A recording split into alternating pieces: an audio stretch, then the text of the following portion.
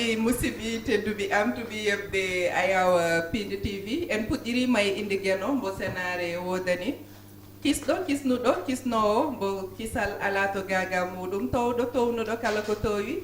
mbo pittali e arsigi yimɓe woni tamandi mum on woni jiɗowo waɗa baɗowo laato en puɗɗirima e inde gueno caabiɗo gurdam lori hen enɗam jokki guiɗogol e kala kina garden gurdam aade rutti jukni ɗum en juule Mouhamadou Cubaɗo ɓurnaɗo e winder goto mo gueno yiɗi keddiɗo kala o yiɗirma gam yidde men nulaɗo mum sallllahu taala alayhi wa sallam en jetti nene baba ɓen gandan men wodede oɗo duna hilifaɓe diine aada e dendagal rewintoɓe jewte men bandiraɓe musidɓe tedduɓe amtuɓe yebde ayawo Piindi TV ha tengti émission men Njuddu Jeeri on calminirama juuɗe ɓerde ala no mbatten sowona kuccene partenaire am junggam ñam Ibrahima Khalilullah mi yewni noon eyyi kay a jarama partenaire am comme no men ɗoɓatno tan amen caggal yettude Allah julde e nelaɗo sallllahu alayhi wa sallam eɗen yetta nene e baba yette kadi kala yewoɓe émission o par ce que ɗum tan min dañi eɗen jarna kadi auditeur kala jeewoɓe émission o foof eyyi comme nomin mbaɗatno noon ñande fof ko nomin mbaɗata Allah hokki men tawde kadi ñalande nde en tawti kadi Allah kam tamliɗo men o ha en tawno ñanden o tambi men ha men tawi hande kadi yo tambu men ha men tawa tawat kala gasata woto woppuɗa eyyi caggal ɗum ɗon men salmini foof moɗo salmina kadi invité ɓe eyyi kay a jarama mi ruttima caggal noon tigui machallah invité mo gandunaɗo no hande noon hande caggal caméra ji yimɓe jeeli ha ñiiƴi men mbarñi mi salmina ummi salminam tous les alpulaar alpulaar du Sénégal tous les 4 points cardinaux mi salminam debbom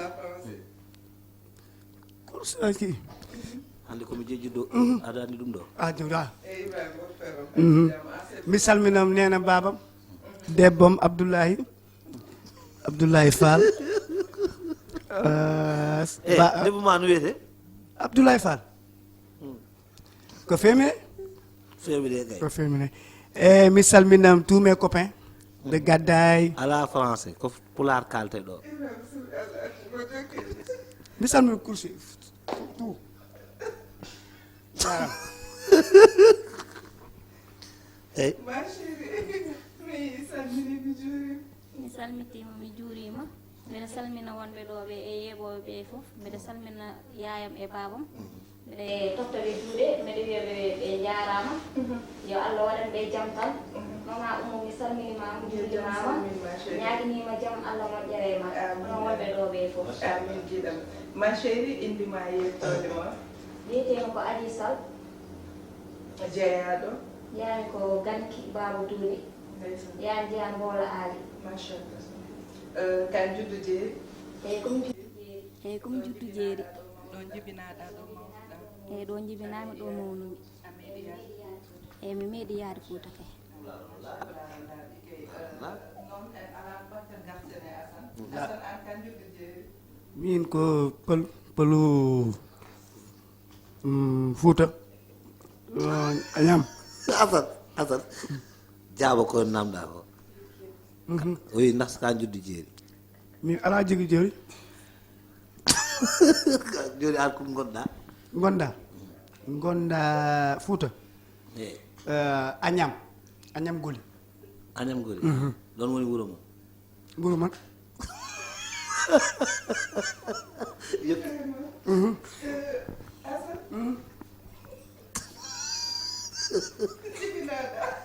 jibi mi andi jibi Sall eyyi Jibi Sall ko copain ki Mercedes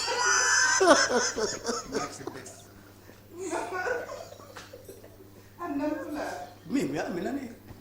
famaya annan pulaar famaya arñam a hooti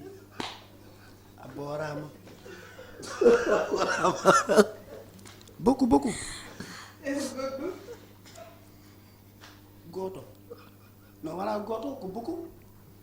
e holɗum nanɗa e pulaar babam par ce que babam il parle beaucoup avec moi le Peul mais man nee na parfois il bañi il bañi mais baabam parfois il nous force à pratiquer le Haalpulaar. On le pratique beaucoup. Parce que moi, ça fait 4 ans que je n'ai pas allé à Fouta. Parce qu'il y a des serpents là-bas. Et Hassan, émission ko Pulaar. Waaw. Émission ko Pulaar. On a français. Haalpulaar. Parce que nenam ko juddi Jeeri. Baabam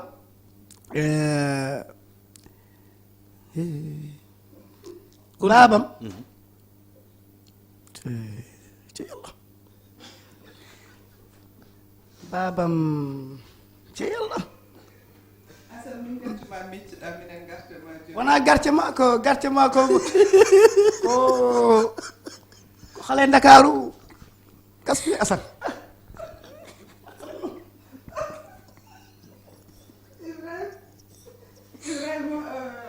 bon man jàpp nañu bien ko bi macha allah invité nañu xale pour le suukar. Ibrahima naan ne loolu yow te comme nga wootee noo def ni actualité n'est-ce pas alan fam ko kaalan ko Assane alan fam ko kaalan ko fama mi anda fama Ibrahima actualité xam naa que fate promotion canapé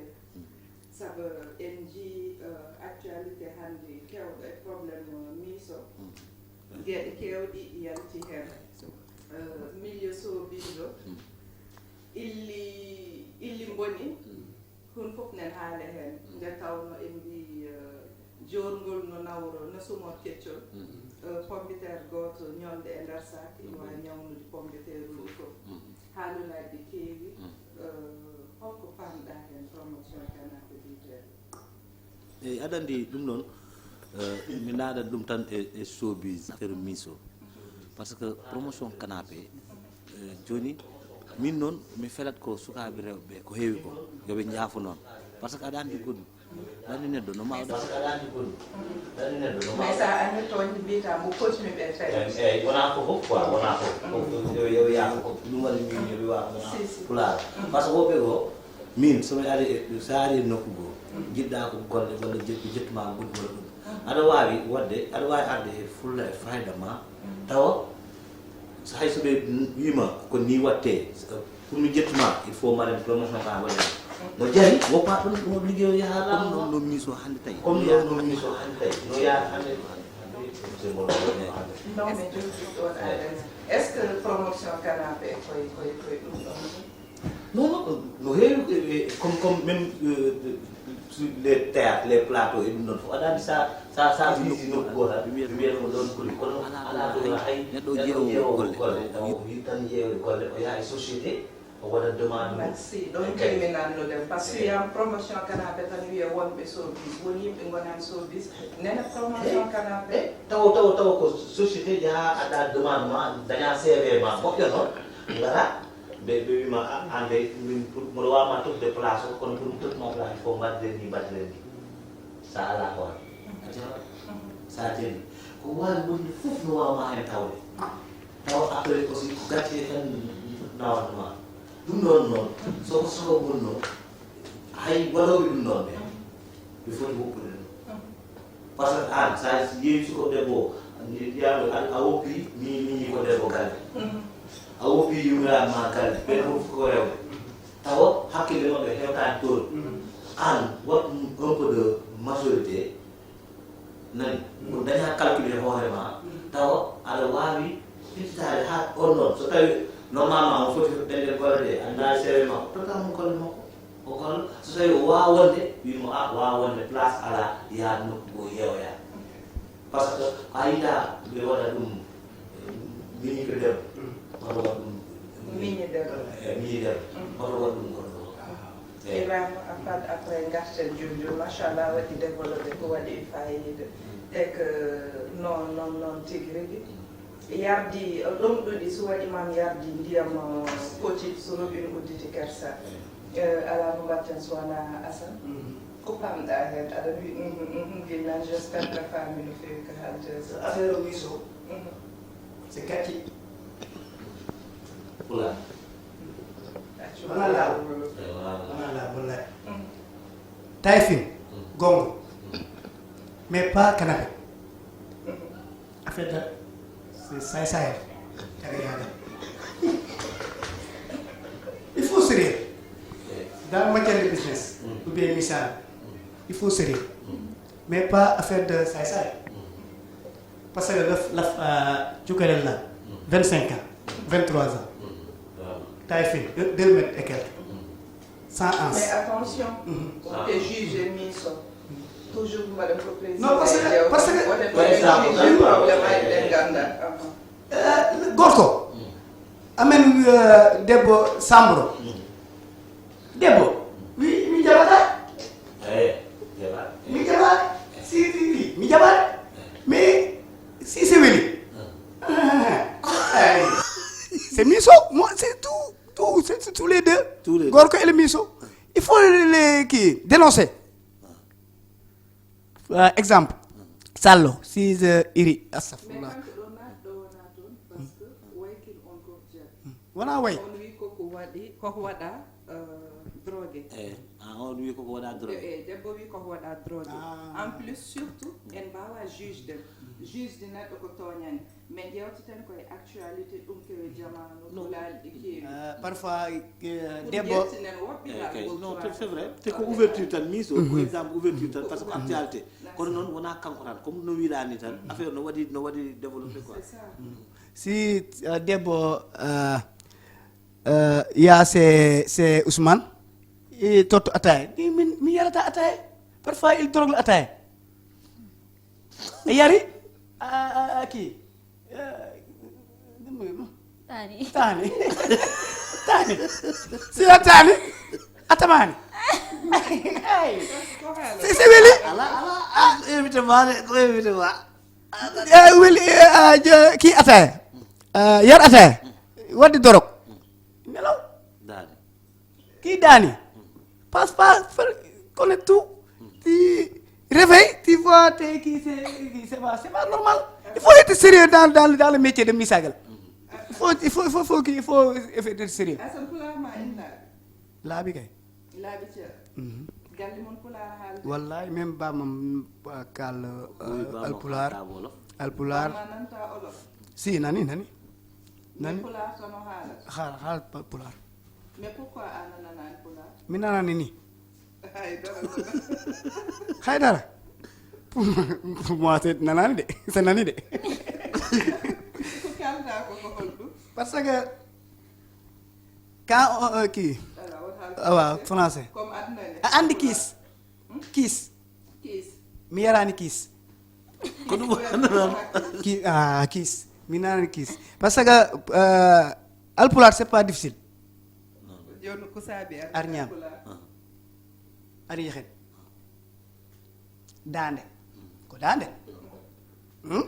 ko reedu hotol woni dande ko sa ɗum ɗon ko goddol wiyete kuutel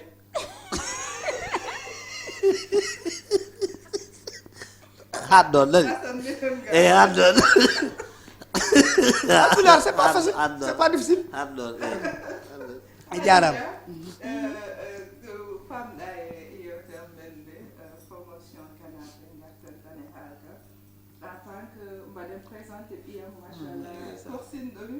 hadija ko yiiroyaro o joat kono noon ko ɗo eɓe jibina ɗo eɓe mawni kono hatta machallah pulaarmaɓe ina laaɓi il faut kanko ma waɗ encouragé Assane ɓe sikso Assane ode a nawranmo galle moon bel ma ettinmo pulaar en tant que debbo pullo gonɗo e milieu showbiz a joue théâtre holno gurduɗa ɗum hol caɗele ɗi dañɗa hen holno nanirta hol yiyande mo yimɓe jiirat wonɓe ɓe hen eyyi min mi théâtre affaire art théâtre ko joom nani kam e théâtre mi meeɗa tournude théâtre Jom sall mi wat profito mi salmin ɗon fekam joom mbeɗa salminamo no feewi mbe ñaganoma jaam Allah moƴƴere e makko eyi minen théâtre o min garat min tourna min liggo ko min liggoto min koota mais yimɓe fof potani par ce que aɗa ara e tournage jeeya suko gorko goto rewe ma par ce que omo welma aɗa welimo o rewe ma omo haalma affaire caysa yagal debbo ko kañum timminta hoore mum ko an andata ko jiɗɗa joni noon so rewe ma o haali caloɗa par ce que an wona an par ce que yimɓe yeɓoɓema ɓe par ce que an hande a jeeya hoore ma kala to dariɗa wiyete ko kaari nana kono nak ko wawi wonde foof aɗa foti rentade gacca hakkille ma e caggal ma par ce que aɗa jogui fasiraɓe vraiment ɗum ko exemple surtout fasiraɓe fasiraɓe ko fasiraɓe haali gongo sall haali gongo machallah haalkano waɗi fayida te kadi mbeɗa sikki foti findinde yontuma rewɓe honoma so keɗima aɗa haala susno mo natani ɓe kono ma jimbide hen kadi fulla bisimilla ma chéri do natɗa ɗo ene waɗi fayida arta mi arta hen no continue a rowi machallah ko pamɗa e ko haali ko non omo an ko an aɗa yiɗi probléme no min ke hande aɗa yiɗi probléme min ko pamɗa e ko haali ko ko haali ko par ce que sall ngaari jour théâtre par ce que milieu showbiz wona c'est lëndëme kii nenne biib an ko debbo debbo wat fulla e fayda gorko comme ça mi jaɓani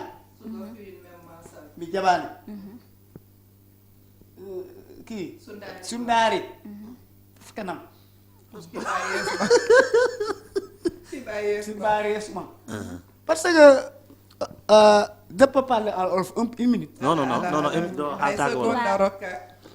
vous avez mangé ça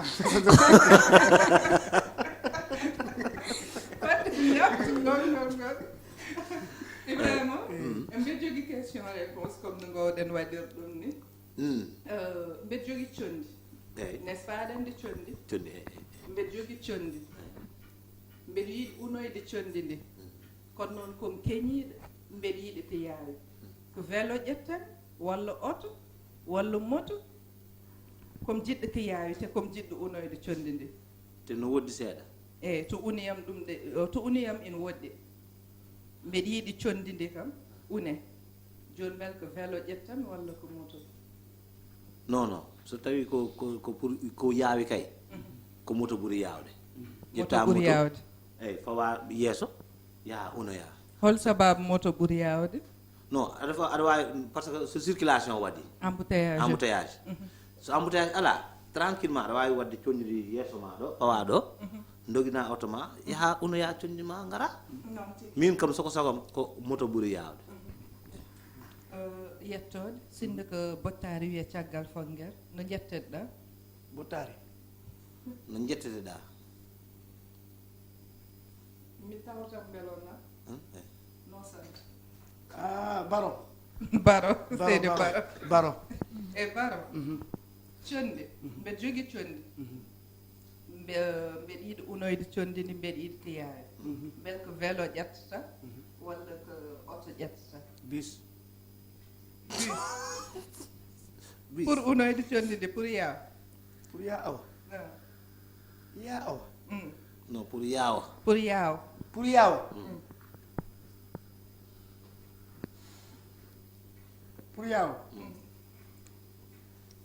ƴettata vélo walla moto walla auto comme toi ma chérie somi gañima en nennatade comme joguiɗo condi mbeɗa yiiɗi unoyde mais mbeɗa yiiɗi yaawa ko vélo walla auto holko ɓuuri yaawde pour unoyde condi par ce que comme keñiɗo vélo walla moto vélo e moto jiiɗa e auto vélo moto auto par ce que mbeɗa jogui condam mbeɗa heñi mbeɗa yiiɗi unoyde condi mbeɗa yiiɗi yaawa donc ɗen gueɗe tati liman ma ami e limtan man holko ɓuri hen yawde moto ɓuri yawde moto d'accord moto ɓuri yawde gasi en mbeɗon non fof ko kawruɗon mo ɓuri yawde hande kam en kawri han mon wadde jublé kam paɗe set huccite caméra o no fewi ɓe jotti kedi namnal bel condi in une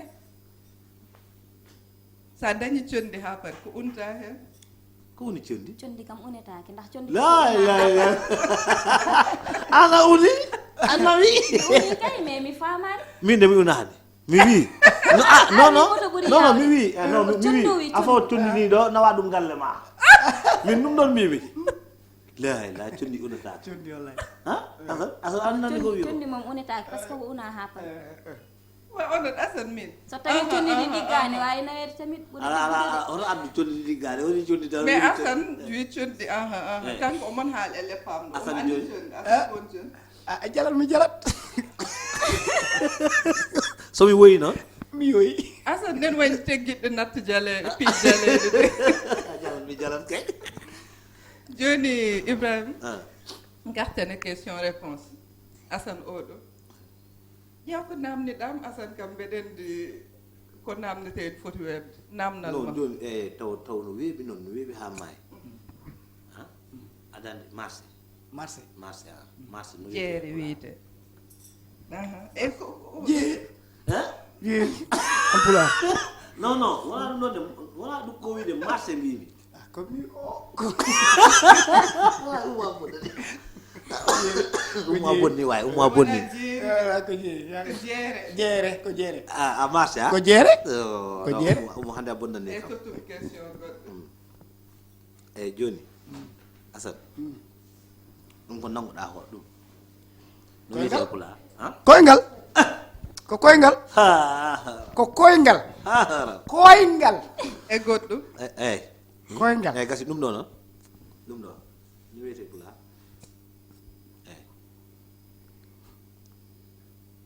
mi andi baba mal ton am no benn way ɓe heewi ala ko lofte ko ɗum namdimami no wiyete pula commijo jaaroje feggere feggere feggerte feggerte asan ibrahima garten question e asan e oɗo keeɗi ay comme no gowɗen waɗir ɗum ni chaque émission enen mbaɗa encouragé o yewti men en jaali machallah a faami mais enen mbaɗa encouragé par ce que cuusal makko e yiddemo wonde eyyi wallahi mi kersi voilà mi kersi non kersinaki kersi joom suudu ma no nani pulaar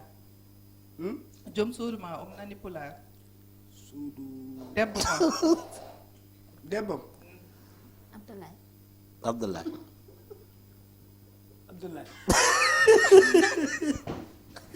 debbam seeɗa debbo ma abdoulaye debbo ma no wiyete abdoulaye non abdoulaye ko gor non wala gor ko debbo debbo makko noon wiyete noon wiyete abdoulaye fall abdoulaye fall je t'aime abdoulaye fall an joni bamma noon nana pulaar babam ma bammakilla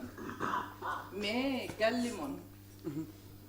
bel pulaar ina haale galle mon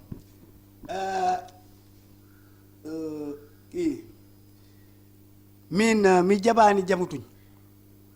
mi jaɓani jamutuñ ay ko namda ko e ko jaawi ko jamutuñ par ce que man debbo goto debbam ki babam jamutuñ tuppade tuppade lembel makko waaw deuxième maman sama kii nenam ala troisième jami tatu ɓel bama tata e ko firti ko waɗi wiiɗo jaɓal hadma jabde tuppade en tant que ka pullo i pullo e tuppade no wayi yodde debbo andi dakaru dakar mes copains si tu le présentes jamutuñ o yawta yoltade tuppade non andi mais won koye wadde expliqué est ce que a jaami kii mi faami mi e regarde ma femme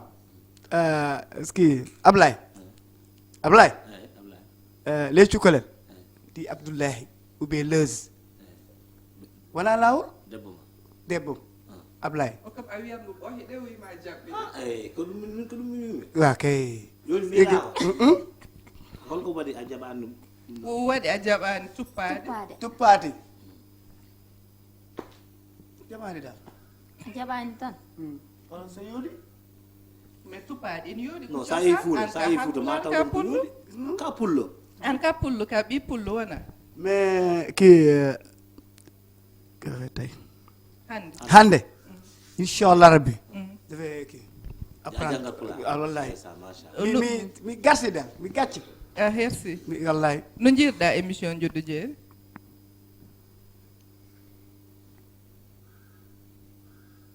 no guise émission Njuddu Jeeri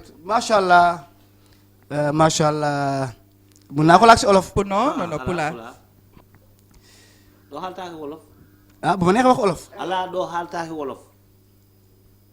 def ko fu mu lu muuma rek joni heure gasi yawno fi machallah soxna ummi temo moƴƴi Ibrahim machallah temo moƴƴi parce que c'est actualité gandirɗa temo moƴƴite a nanani ka ha non ni si min adna quand kono wawa qui sa haali min nani mais le problème mi tontoji mi wawa ruttude mais mi nani parce que parler affaire de miso ana meeɗi yaadi Fouta moi min ko funeɓe Cheikh kanko funaɗo mais funeɓam yahi Fouta funere ma yeehi Fouta joni ana yeehi walla yahani non funeɓe ari à Dakar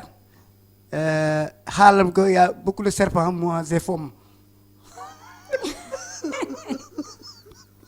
ma chérie goroɗe ene heewi toon ɗum waɗma hayto goroje goroɗe o yiɗi tan ko ɗum ko goroɗe wiyete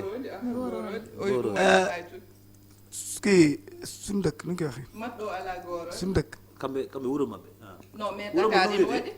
wuro mo no wiyete sende so haali joom wuren ɓe piyatma a andi Mbagde après Silla joom to Mbagde mais debbo andi inde mum debbo 6 heures du matin mais Mbagde hoɗum woni Mbagde debbo weehi e fat weehi ala diw ma chérie mot de la fin machallah o dañjiti men hannde jari hami tampi e émission o ne waɗi fayida min beltima no feewi minen emin mbaɗa ɗum suivre no feewi ko yoodi tan min jii par ce que onon ɗum pindinto yimɓe ɓe wonɓe ganndinɗa nana nder galle mumen wona ɓiɓɓe wona yimmo wona baaba ɓe nanani armi warma sah ɓe nanani ɗum donc nak ɗum ɗo ene waɗi fayida no feewi mi waɗan mon remercier no feewi par ce que ɗum ɗo ne waɗi fayida mi weltima yo Allah waɗan mon jaam onon ɓe wonɓe ɗo e yeeɓoɓe amin ma chérie mbeɗa wanma remercier no feewi ɓiyam sehlam Assane anni mbeɗa wanma remercier surtout e cuusal ma hay sa wawa et kadi émission Njuddu Jeeri in udditanma dammuji ɗi fof kadi min certata e ma tan pulaar ma laaɓani mbeɗen noon ma mettu jang ekkinde pulaar par ce que non fini à part hande mi fitta inchallah Ibrahima aɗa pari pour jangde wallahi mi pari pour jangde enen mbaɗa remercier partenaire am Ibrahima kanko caawiɗo garagal ma nde tawno waɗen mon tan jeeɗite ko émission Njuddu Jeeri émission pour yoltude pulaar wadde pulaar ma kalno waye suus a machallah hande noon min jaali hamin tam machallah sa yihima ekkin debbo ma joom suudu ma pulaar remercier mot de la fin mot de la fin mi jaajëfal tout le monde plateau welti fof plateau les caméramans réalisateurs monteur kulsi fof parce que mi ari ici tout le monde sont bien rijal rijal ko weli mi remercie Oumou Ibrahim edda bob Ibrahima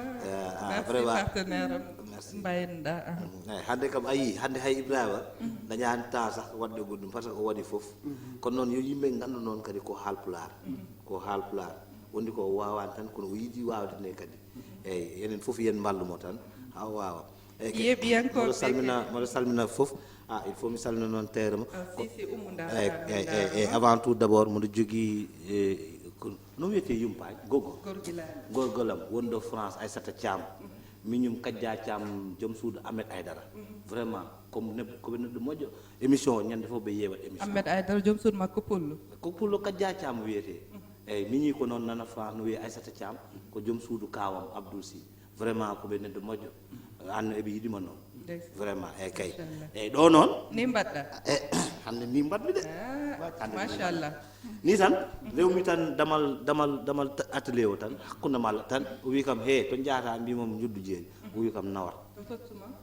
c'est que an comtiɗi jiɗma par ce que sa wirtima tan comtiɗi camata koyɗe ma ɗo komi wimaka tubuma camat